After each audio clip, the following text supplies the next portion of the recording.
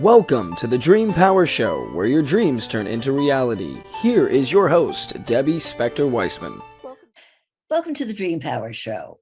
I'm your host, Debbie Spector-Weisman, the Dream Coach. February is the month of love, and on this episode, we're putting the focus on ways for you to feel and express the love within you for greater success in your relationships with yourself and with others. We start off with one of my favorite subjects, sex, and ways you can deepen your intimate encounters with your partner in our talk with relationship experts, Jami and Marla Keller. Some people look to food for love, often with dangerous and unhealthy outcomes. Find out how you can tame your bad eating habits and improve your health with emotional eating expert, Tricia Nelson. Speaking of health, did you know that your dreams can help you warn you of health issues you may not be aware of? Find out how in my talk with Dream Ambassador, Bhaskar Banerji. Finally, loving yourself may be a key in your ability to land your dream job. We talk about techniques for successful job interviewing with career development coach, Brad Pollak. Well, we have a lot to cover here, so let's get started. If you've got kids in the room, shoo them out now, because this segment is for adults only.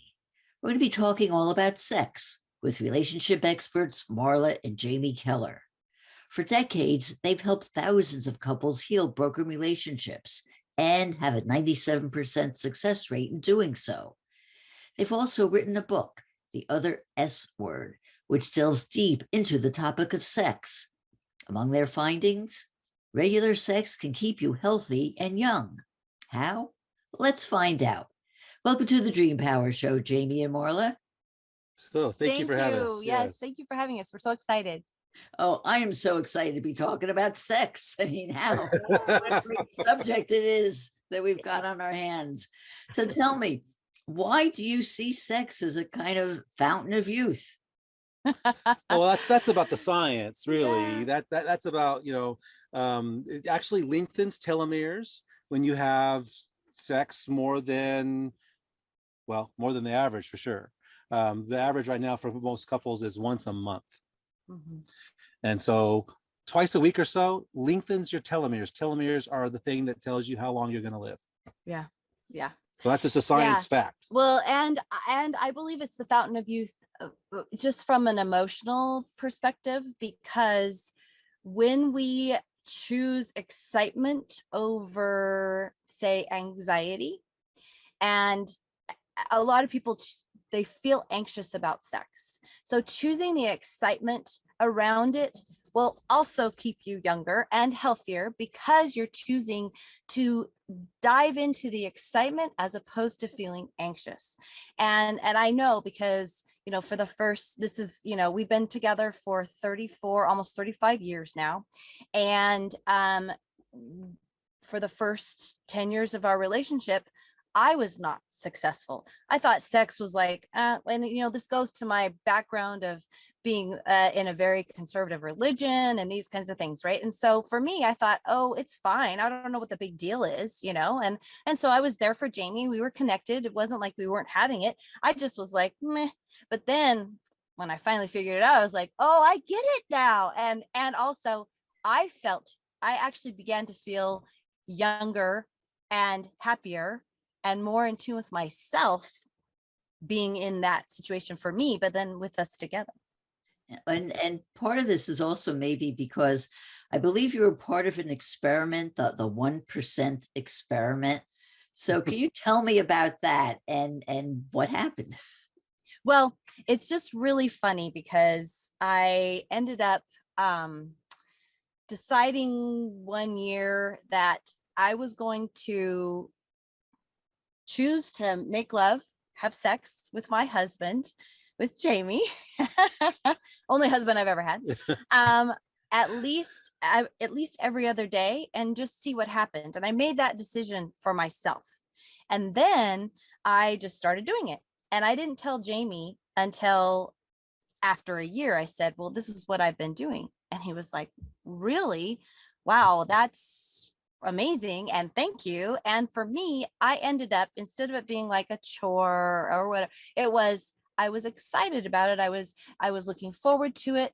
And I didn't have that. I knew, because I'd made the decision, I knew that was what was going to happen. And so I was like, okay, every other day, and I'm just going to do it. And you know what? If you're tired, if you're busy, if the kids, blah, blah, blah, blah, blah, blah, all the things of life, it's okay. Let it be what it is. Let it be what it is, and engage in making that decision. So that was my decision. And then Jami really appreciated it. Yeah, it was really beneficial for both of us. We really got connected over this. What we're really struggling with in our culture is a huge shift that, you know, sexuality has decreased in couples significantly. Like I said, the average is once a month for couples right now that have been married for more than a year and or less. And then the other thing is that, you know, marriage has gone down and living together has gone up, and the millennials are having less sex than anybody else.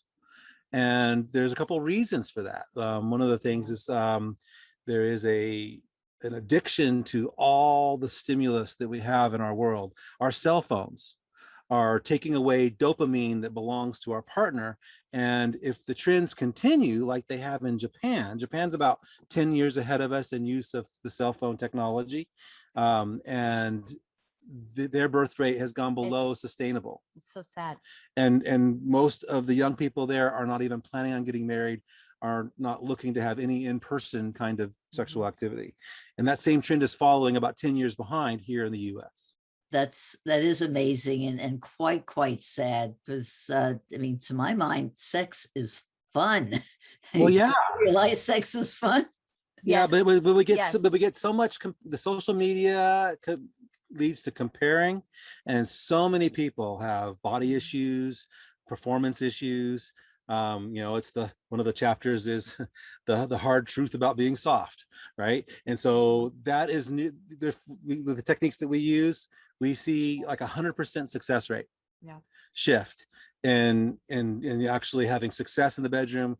Impotence goes away, confidence increases. It's just a matter of doing the right work. So how do you get somebody who is seemingly not that interested in sex to get interested and want to get into it? That is a really good question. And you know, we have had many clients who one of the people in the partnership is in that place. And there's a whole lot of factors underneath that connection, right? Because they're feeling emotionally disconnected from their partner, which ties to the sexual connection with your partner. It's like this beautiful symbiotic experience that you can have. And you know, it reminds me of the Dr. Wilhelm Reich. We quote him in our book, and The Functions of an Orgasm is the book that he wrote. Less than 1% of people truly know all over body, mind-blowing, consciousness resetting orgasm. And that is why it's they use it as function, or, you know, get it done, like wham, bam, thank you, ma'am, you know, get it done, but not experience that mind-blowing consciousness resetting orgasm. Because they're not emotionally present. Mm-hmm. They're not able to be present emotionally. Therefore, it's just basically a friction deal, right? And so what we call that is glorified mutual masturbation. Yeah. Right. And that ends up really limiting the next time you have connection, because the expectation is now set and it's just a matter of getting it done quick.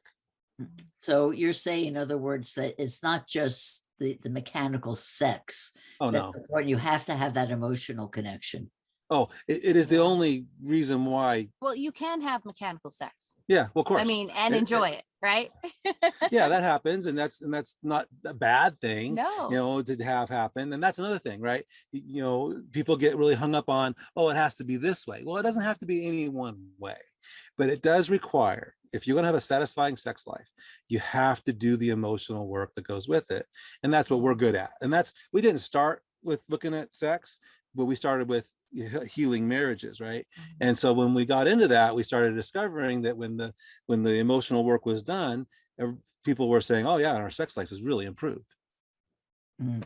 So when you're dealing with somebody who has a troubled relationship, like you do people who you work with, how much of that is either caused by sex or caused by the lack of sex? And conversely, how much of it is improved by an improvement in the sex? That's a good question. We don't have statistics around that, but I would say that probably 50% at least of our clients, even our current clients, they're coming to us because of a sexual disconnection, which is really interesting because we don't hear about it on the front end. They don't ever say, and we have a free discovery session, and they don't ever say, oh, by the way, we're having sex issues. Or we haven't had sex dysfunction. in a year Or because or more. people feel ashamed.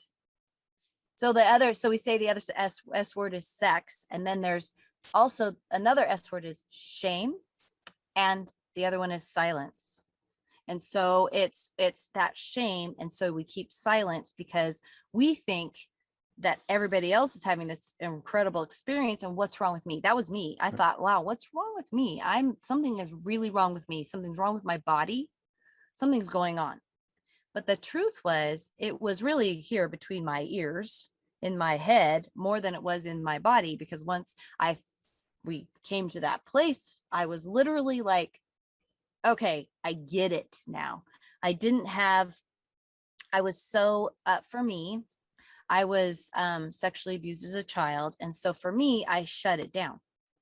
And realizing that, and Jami and I working through that together was so powerful, because that just opened up my mind to this completely different understanding of sex, a different comprehension of what it did not only inside of me, outside of me, but between us. And, the sex has always been good between us. It's always been there, as far as, lots of it and all that. And when we were those first 10 years, it was a lot. And so it's the whole really sad statistic of most couples, most marriages, they only have sex one time a month. And I'm really grateful we never got there. We didn't even get close to that. But what a really sad thing.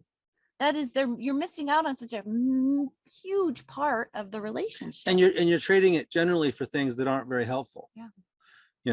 TV, phone addiction, whatever, and you're replacing. And what happens is pornography has grown so much, and it really is harmful to women.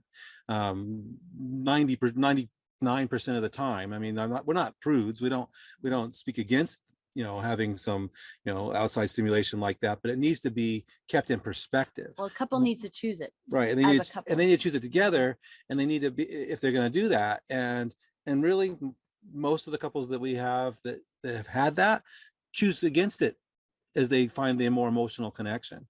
Well, Jami and Marla, one thing that I kept thinking about when you're talking about all this is I actually talk about myself.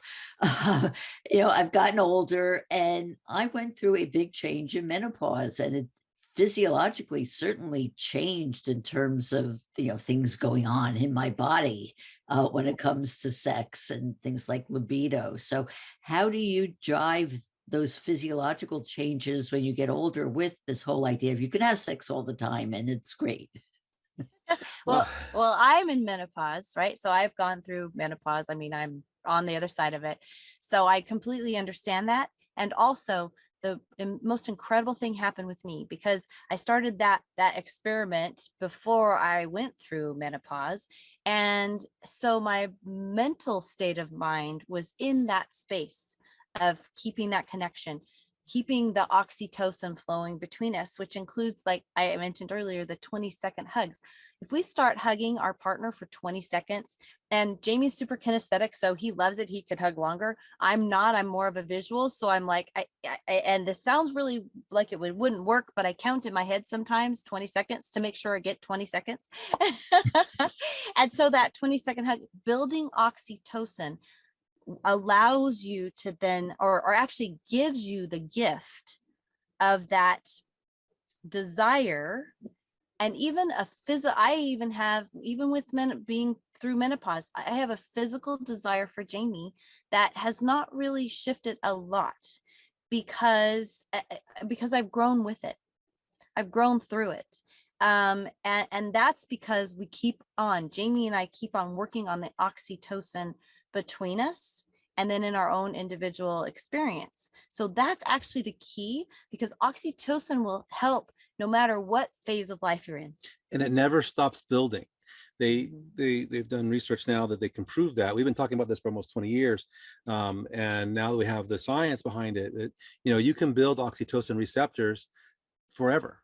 And they continue to grow. The more you use them, the more they get used. Oh, yeah, I tell you, I have 100 more questions to ask you, but we are out of time. Oh my goodness, that's so fast. I know. So I just have time for this. How can people find out more about you and your work? Yes, Jami and Marla.love, JamiandMarla.love. And that's our website. Get in touch with us there. We do a free discovery session because we are so different. We have a 97% success rate keeping couples together. That's a complete flip of the national average of 80% failure that seek counseling. So we're super excited about what we've been doing. We've been doing it for 25 years. We've been speaking with relationship experts, Marla and Jami Keller.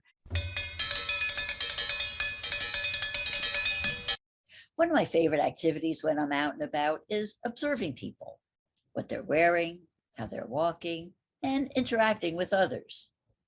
But sadly, over the years I've been doing this, I couldn't help but notice Americans are getting fatter.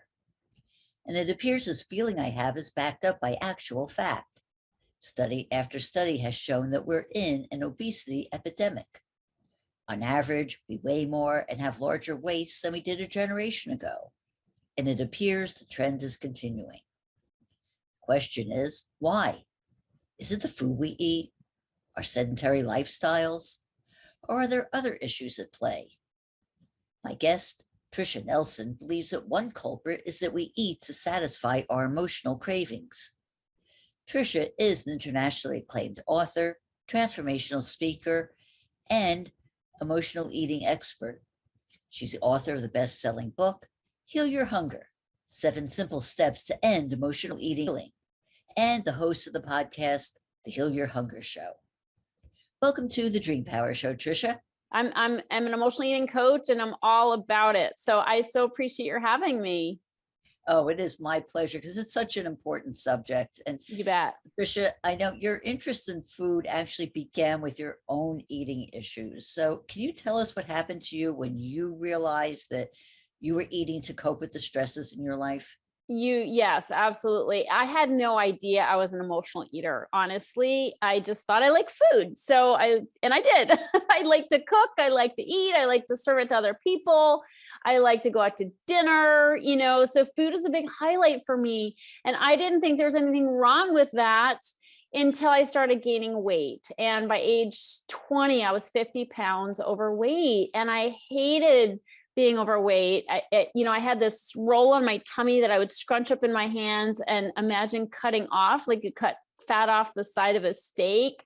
I had thoughts like, oh, maybe I'll get a disease where I'd automatically lose weight without having to diet, or maybe I'll join the army and I'll be forced to exercise at boot camp. I mean, some pretty crazy thoughts. And it was really because no matter what diet I tried, I'd fail at it. So of course I had some success in the beginning. You're always like, you go on a diet, you're like, I'm doing it, I'm working out, feeling good, eating healthy. And, people are starting to comment. So you're looking good, you're feeling good. But after a couple weeks, it's about all it took for me.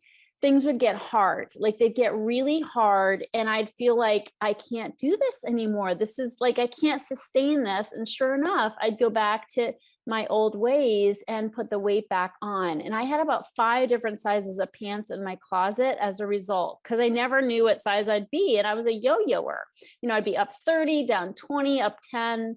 So it was very discouraging, Debbie. It was just, it made me feel bad about myself. I would tell myself pretty mean things like, you're such a loser, why can't you get control? And my binges got worse, and so at some point I just felt like I can't keep doing this. Like I can't keep dieting and failing. And thankfully, I met somebody who showed me how to address and heal the underlying causes of emotional eating. that was so key for me, because I wasn't stupid. I mean, I knew pizzas were probably not as healthy as salads, and so berries were probably healthier than brownies, but I couldn't follow through on what I knew. And so it was really the emotional eating part that is what I needed to address. So that changed everything for me. And thankfully I've been in a thin body ever since. And I codified what I did and what I still do. I still practice what I preach. And so, I put it in a system, a very simple system that I share with people, and it makes all the difference. And it takes the guesswork out of it, takes the mystery out of it, and it's very doable. Not to say it's easy, but it's simple, and that's really, really important. So I'm very blessed to be able to do what I do, and I'm super happy to be here sharing it with you. So getting a handle on your emotional issues actually made you feel good, and feeling good resulted in your looking good, and then looking good reinforced your self-image. So you kind of created a positive loop for yourself there, didn't you? No question, and but it's I had to really look at my emotional connection with food, because I would use food for all different kinds of emotions. It was really my go-to. It was my primary coping tool. And so I had to have a whole new set of tools. And I think that's why 98% of all diets fail, and why we do have such an increase and really abysmal statistic around obesity. I mean, literally almost 50% of our nation is overweight or obese. And so it's really, and it is getting worse every single year. But I think it's because people keep trying to diet without addressing that emotional connection with food, and without having new coping tools. I mean, diets just tell you what to take out of your diet. They just tell you what to eat, but they don't tell you how to cope when you don't have those foods anymore as your go-to, as your comfort, as your source of entertainment, as your companion, and so that's really what people need to do is find new ways to deal with stress and new ways to lessen stress, because stress plays a big part of it. But yeah, that makes all the difference. Yeah. So how do you define emotional eating? It's really, to me, it's anesthetizing our feelings with food. It's stuffing feelings with food when we feel uncomfortable. And it's not, I think a lot of people don't imagine themselves as emotional eaters, and probably think like I thought, which is, hey, I just like food, because it is so unconscious. But it really is, it's a habit for sure, but it's a habit of just numbing out uncomfortable feelings. And so, and when we do it and it becomes a habit, it's just what we do, and so people are like, I'm not killing feelings, I just like food. But, my clients really start to take a good look at it and start seeing, there is an emotional connection there. And it's really, I mean, everybody does it. Okay. So I don't feel like any, I like to indict everybody and just say, hey, we're all emotional eaters. Like we all have, I mean, we're meant to have an emotional connection with food. I mean, think of a mother breastfeeding her child. It's meant to be an emotional experience, and foods are meant to be comforting. But it's really a spectrum, I think. And where you are on the emotional eating spectrum is determined by two things. One is the level of control you have to pull back. Okay, so do you have control if you gain a little bit extra weight around the holiday time, or, go on a cruise and eat and drink too much, and you come home, you're like, I'm going to jog this off, cut out sweets, and boom, you lost that little bloat.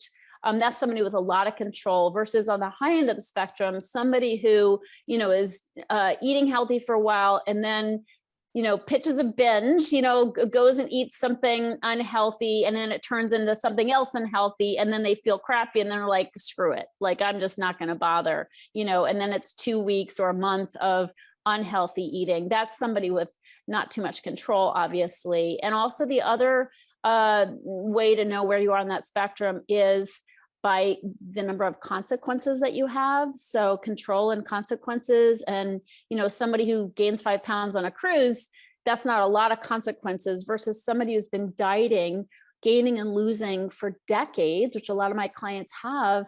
They have joint pain, they have joint replacements, they have arthritis, they have, diabetes or pre-diabetes, metabolic syndrome. I mean, the consequences get greater and greater the longer you beat your body up with unhealthy foods and, yo-yo dieting. And so, and not only the physical, but, the depression, anxiety, no libido, low self-esteem. I mean, there's so many different ways that it affects us that we don't even think about because we kind of just live with it, and so there's a lot of consequences as you get up on the higher end of that spectrum. And it's really on the high end of the spectrum is really more food addiction. And I actually have a quiz on my website, which helps people know where they are on that spectrum. They can take the quiz and they get a personalized score.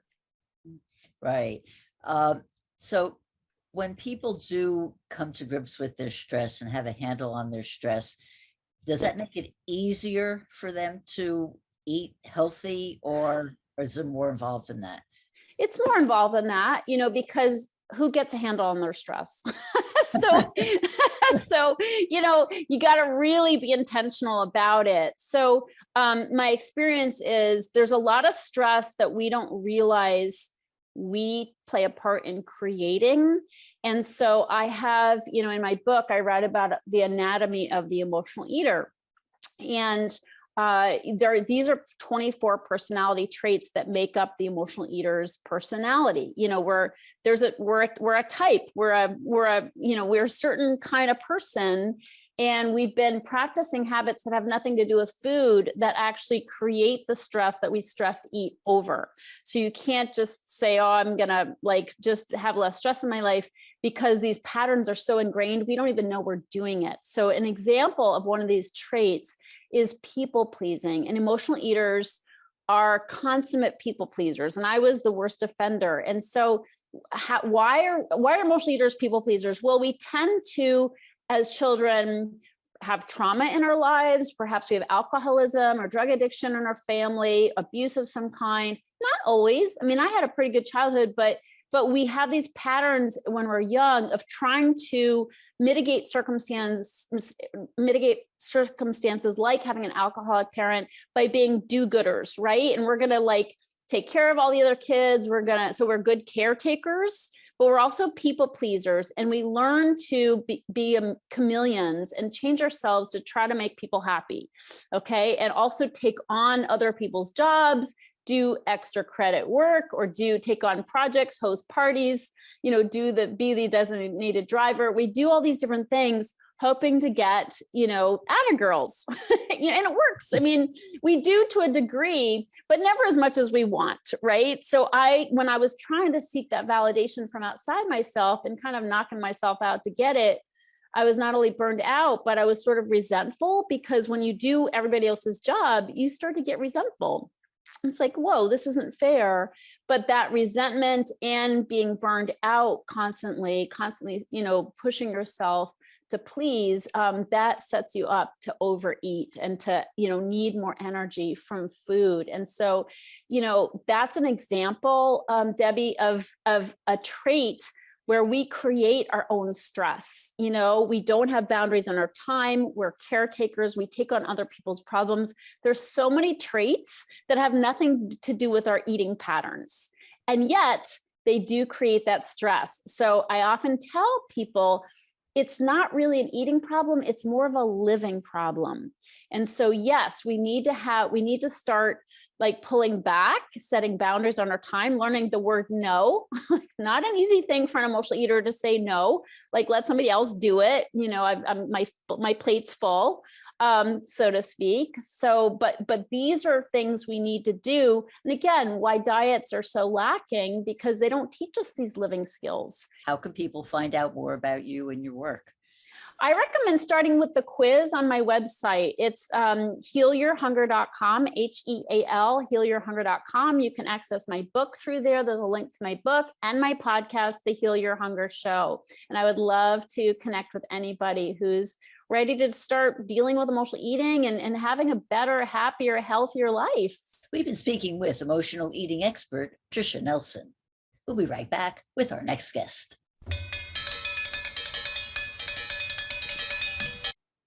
In the discussions I've had about dreams on this program, I've often referenced the concept of dream incubation. In short, It's a technique where you program your dreaming mind to have a dream about a specific subject or issue or question you want answered.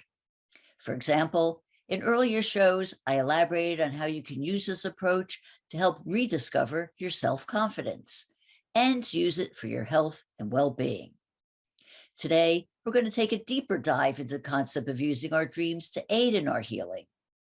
This pathway to our dreams can help provide us with a blueprint for what ails us, and even provide clues to specific medical issues and how to deal with them. Our guide for this process is Dream Master Bhaskar Banerji, whose doctorate was on the relationship between dreams and illness. Bhaskar has also lectured on many other aspects of dream work, including lucid dreaming and dreams in cinema. Welcome to the Dream Power Show, Bhaskar. Hi there, Debbie. Good to be here. Oh, it's my pleasure having you here. And Bhaskar, before we get into the topic of dreams and health, I'd like to know a little bit more about your relationship to dreams themselves.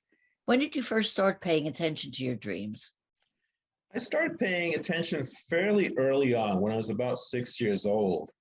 I consider myself to come from the background of being a psychic dreamer. So my earliest dreams were dreams where I would dream about lost or stolen objects. So, I was living in England at the time, in London, and sometimes, as kids, kids tend to steal from each other, and I would always dream who had stolen whatever they had stolen, and I'd go and retrieve it. So I was like a dreaming golden retriever is really how I started out in the dream world. And so that, led me to understand that there's value in these dreams. There's practical value in these dreams. And I started paying attention to the dreams, even though the adults around me didn't seem to value dream work all that much. You like to say you think of yourself as a dream ambassador. What do you mean by that? Well, it just sometimes it feels like we live in an age where dreams are still quite foreign, right?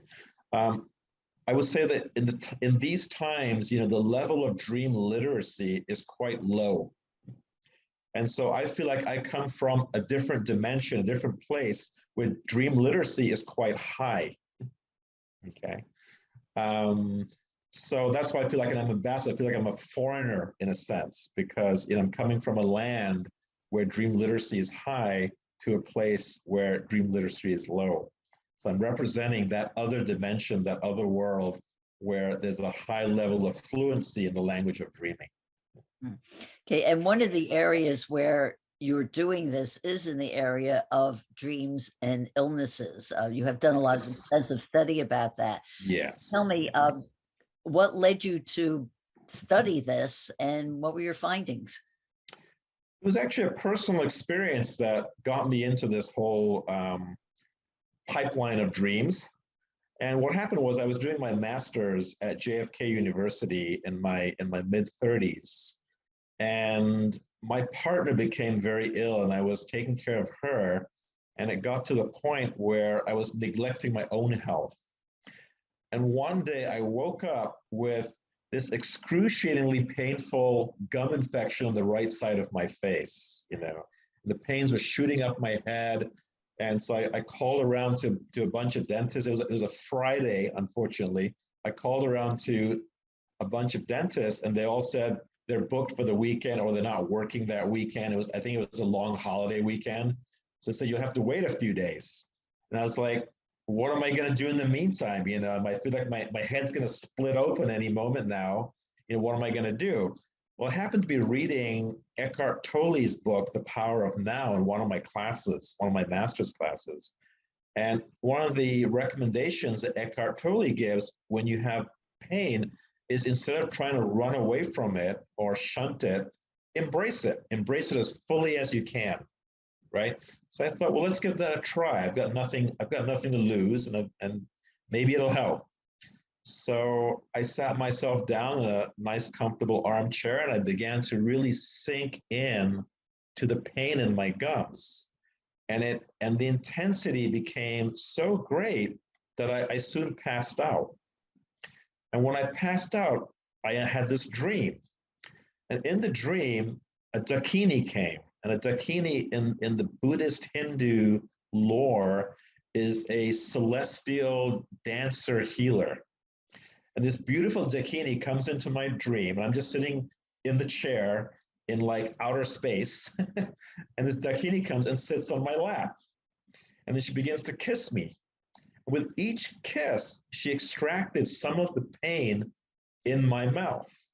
And once the last drop of pain was gone, I woke up. Okay. Initially, I thought I must be still dreaming. There's no way. This is impossible. I was in so much pain before. How could it all be gone? So I very quickly did a reality check, as we do in lucid dreaming. And I held my nose and tried to breathe, and I couldn't. So I realized I really am awake. So then I rushed to the bathroom to see what happened. I opened my mouth to see what happened, because before my gums were completely inflamed, you know. So I looked in my mouth, and what I noticed was that my gums were normal, and all the pus that had accumulated in my gums had now filtered down to a little sac underneath my chin. And so there's no more pressure on the nerve endings in my gum, and the pain was gone.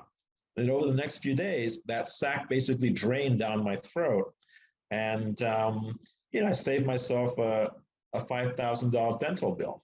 So that got my attention. If only all of our dreams could cure everything that ails us. I know, yes, I know. But it got my attention, and I was already in a dream studies program. So I decided, why don't I investigate this arena of dreams and health and see what's there, And then I was very surprised to discover that the ancient Greeks had actually done quite a bit of investigation with dreams and health. And I basically, decided when I got to the PhD level to take that ancient Greek tradition and modernize it. That was basically the premise of my PhD research. Well, I know that the Greeks had temples where people would go, yes. and they would have the patients dream and do it. So did you start your own temples? What did you do? No, I'm glad you brought up the temples. So you're right. So the Greeks have these temples, these sanctuaries, these external sanctuaries where people would go to for dream healing. And I realized that that's not practical in our times. It's going to take millions of dollars to recreate these temples, and it's just not practical. So how can we take the temple concept, the concept of a dream sanctuary, and bring it to the individual? Well, you can basically turn your bedroom into a dream sanctuary, right? So that's what I had people do. I brought, the incubation techniques out of the temple and into the bedroom, and turned the bedroom into a dream sanctuary. That was basically the essence of my modernization program for dream healing. Since we usually know of dreams as being dreams, or we dream in symbols and things like that, are the dreams that people get just symbolic, or they actually get into the specific? When it comes to health dreams or health-related dreams, it's amazing how literal the dream maker can be sometimes. I think because there's no beating around the bush. We're talking about survival issues here. So there's not a lot of time for, especially if the conditions are serious, for error in terms of interpretation. So the dream maker can be very blunt and specific a lot of the time. So for example, a woman who had breast cancer, for example, she didn't know she had breast cancer. She had a dream where she looks in the mirror and the word cancer is literally spelled out across her forehead, right? And then she goes to her physician and, gets a diagnosis and confirms it, right? So it can be that literal. And I'm not the only researcher to have noticed that. There's Meredith Sabini, who also did who's a psychologist who did a significant study with dreams and health, also noticed the same results in her study as well. There was a fair amount of literal dreams when it comes to health-related conditions. Yeah. Do you have any other examples you could share? Another lady who had breast cancer, once again, had a dream where literally half of her breast was just deteriorating, right? So, once again, it was very literal. There's not much interpretation involved there, I'll give you another example, more of a prescription type of dream, where one of my clients had high blood pressure. So they had a dream where they're sitting with their best friend, they're about to grab a drink, and their best friend goes, "You really should drink a glass of water before you down that cocktail," right? And so this person realized, upon awakening, that if they were dehydrated actually, and the alcohol wasn't helping any. So they began to drink more water and found that their high blood pressure actually came down to normal just from that very simple lifestyle change of drinking more water. You mentioned there that it was what you would call a prescriptive dream, and you say that there are three types of healing dreams. So can you go into those three types and explain the differences, what they mean? Yeah, my research showed that there are actually different ways to classify healing dreams. My classification system involves three types of dreams. The first is what I call insight healing dreams. They're dreams that give you some kind of insight about your health condition. Often it might be a warning of some future pending illness, or a diagnosis, so some kind of insight about your health. The second kind of dream is what I call a experiential healing dream. So in this kind of a dream, you have some kind of a healing experience in the dream state itself, right? It may or may not result in any kind of change in your physical state, but you do have this healing experience. So for example, an example would be a purging dream, where you actually vomit in the dream state, or an extraction dream where actually someone or some being extracts something from your body in the dream state. Or you might find yourself, in some amazing natural place and feel like your body's vibration is being uplifted by being in that amazing natural space. So there are many different kinds of experiential dreams, but those are a few examples. And the third kind is what I call a prescriptive healing dream. So this, it's as if your inner physician actually gave you a prescription, that you then embark upon in waking life. And by following that prescription, you're able to remedy whatever ailment you're suffering from. So those are the three kinds. How can people find out more about you?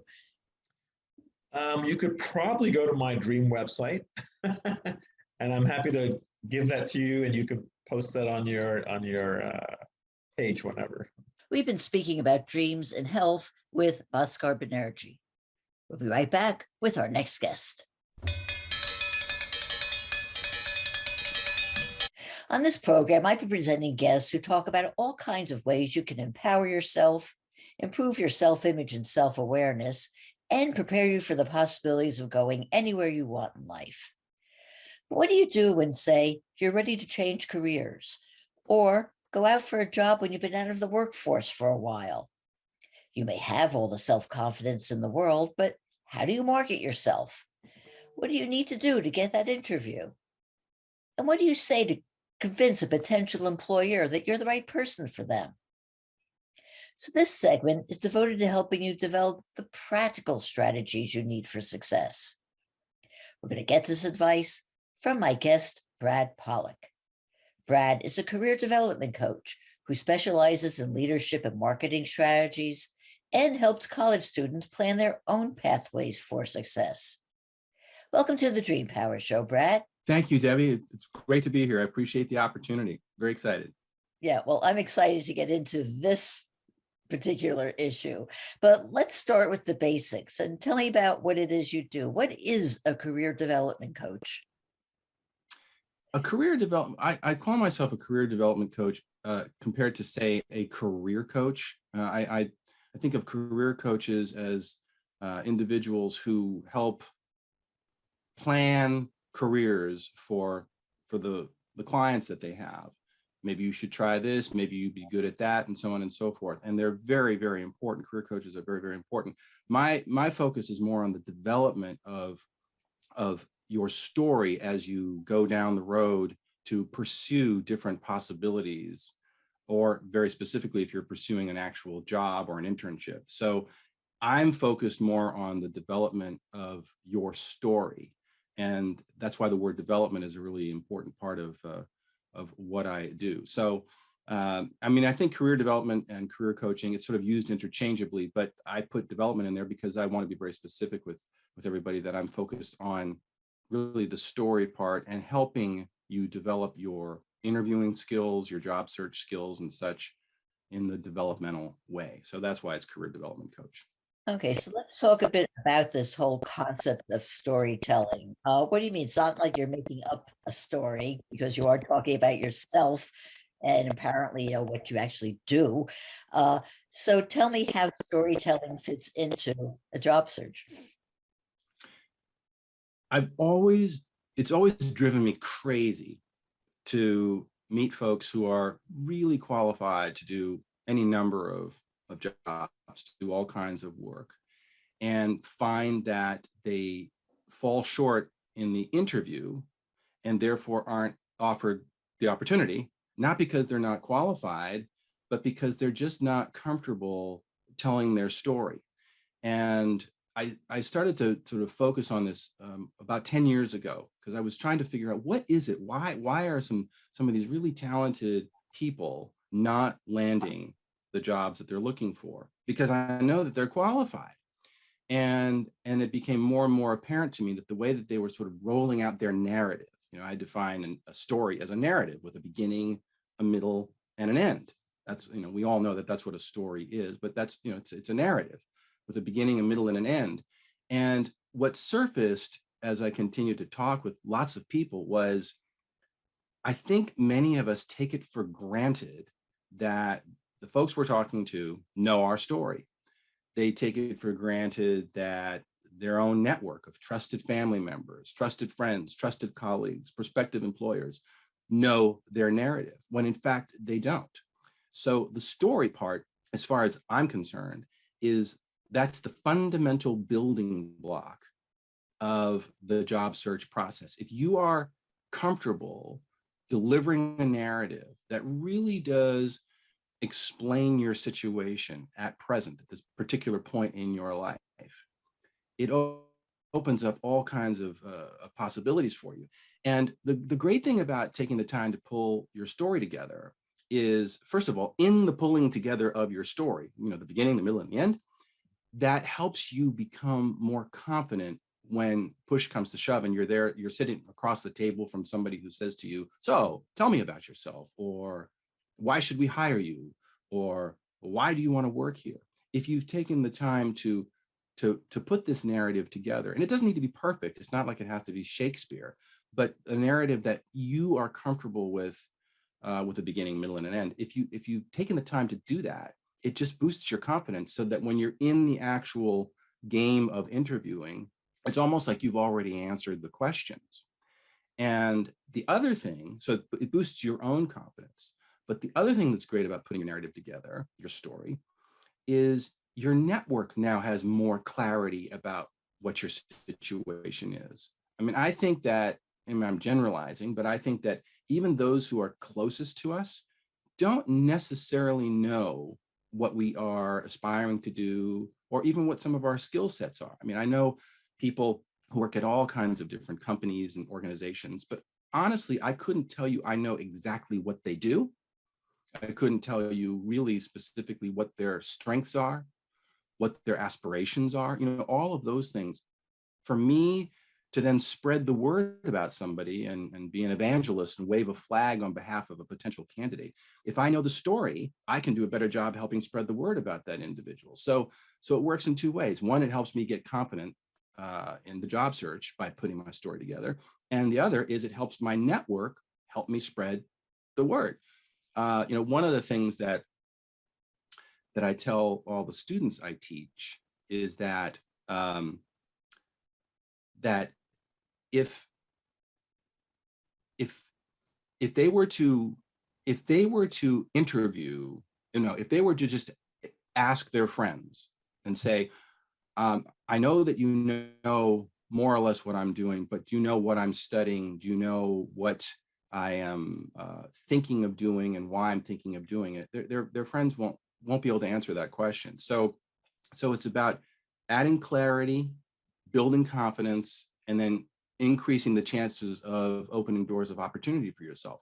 I think the story is everything, absolutely everything. And it could be for a college student, high school student, or a seasoned professional.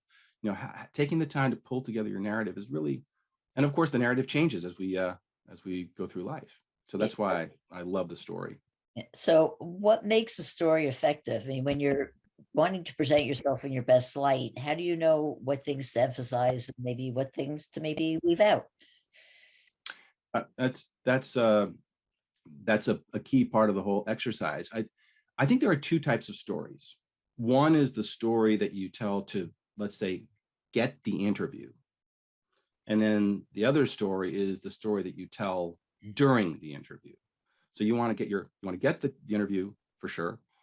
And then you want to be able to tell perhaps a slightly more robust story during the interview. So to get the interview, you're really putting together an elevator pitch. But the students that I teach, folks who I guess are under, I don't know, 40 or maybe even under 50, they don't know, they've never heard the expression elevator pitch. And so I just refer to it as a short narrative.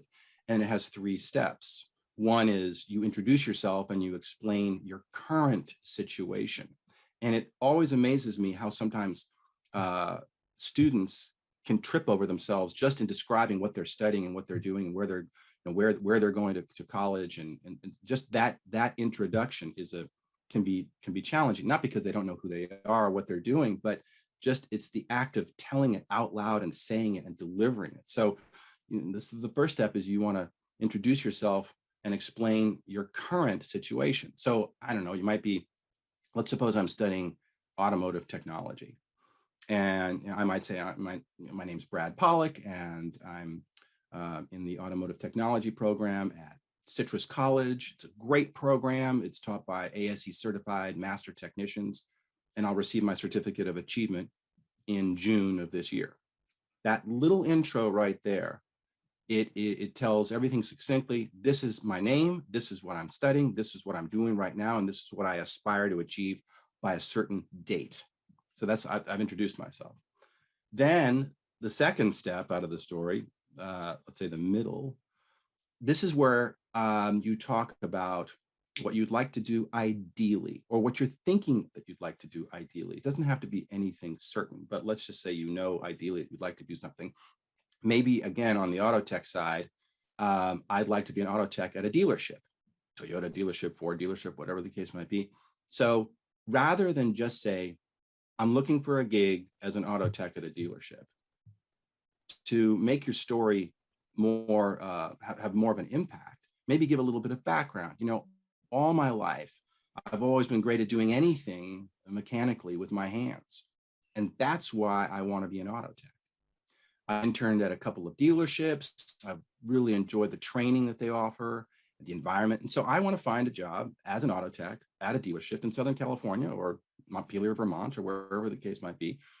So that right there adds more juice, more understanding to the person who is listening to the story. But let's present this scenario. What about people who have been out of the workforce for a while? So there's a gap in their work experience, but they want to get back to work. They've had skills that have been marketable in the past. How do they craft their story so it makes them attractive to an employer? Everybody has a story. And even if you've been out of the workforce for a long time, you still have a story.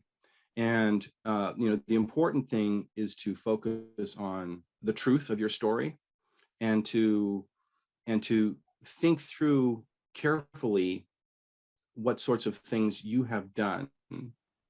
And I would say that for someone who's been out of the workforce a long time, maybe it's a parent who's been a full-time parent at home, and the kids are now out of the house or school or what have you, and such. That doesn't mean for the last 18 years or 20 years or however many years it's been that there haven't been incredibly important experiences in that parent's life. And so you have to, just like you would sit down to pull your story together if you're just starting out in the workforce, or if you're a seasoned professional, you want to think through, all right, what is my current situation?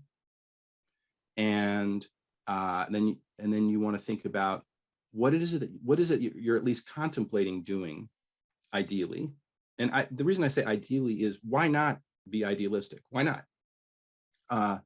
And then what are some of your principles and other qualities that make you who you are? But when we get back into the workplace, or actually even if we're just continuing in the workforce, I think that we need to consider ourselves problem solvers. So let's suppose somebody is posting, an employer has a job, has posted the position. Immediately what that signifies to me is the employer has a problem.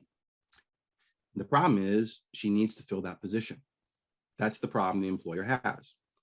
So we as candidates are problem solvers. We're going to respond to that posting because for whatever reason, we find that we have the qualifications in some capacity to do that job. And therefore we think we are focusing on the fact that if we apply for that job, we're going to be able to solve this employer's problem. So the key thing to figure out is what kinds of problems, if you haven't been in the workforce for a long time, what kinds of problems are you able to solve, and have you been able to solve all along the way over the last, let's say, couple of decades? And sometimes all the stuff that you've been able to resolve, maybe you are a very active parent and you've been involved in the PTA, and you've been involved as a volunteer in your community, and you've had to deal with all kinds of parenting issues. All of these things that become part of our day-to-day lives as parents, they might not necessarily be thought of as quote unquote skills, when in fact they are. So I think the first step is to take a deep breath, look back over the last 20 years, write down on a piece of paper, all right, what are some of the problems that I have solved as a parent, as a member of the community, as a friend? What are some of the interests that I've developed over the last 20 years, whether it's with technology or some sort of topic that I'd like to study more about in college or wherever I would study. And the picture starts to develop in front of you of, all right, these are the problems that I like to solve. These are the problems that I know how to solve. These are the types of things that I would like to do ideally. And maybe what that means is I'm going to have to go back to school and learn a few things, learn a few skill sets to be able to be the real problem solver that I want to present myself as when I'm looking for work.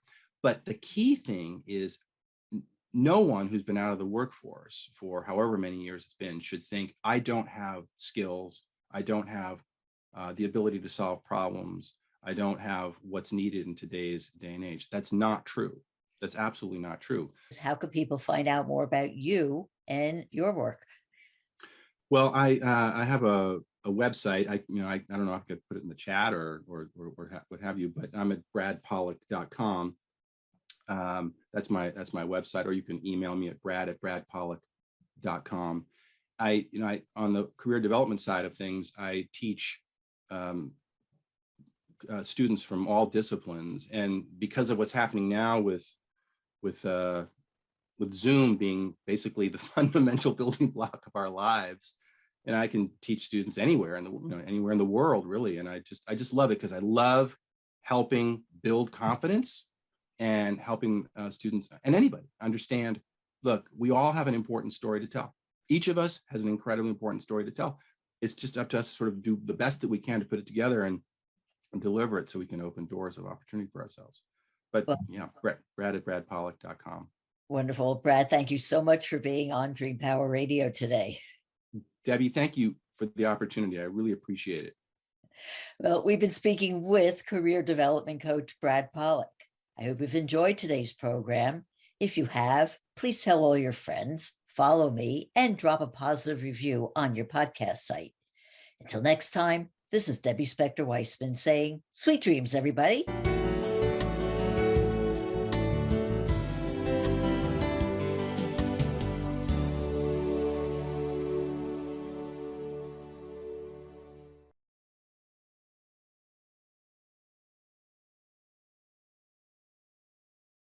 you.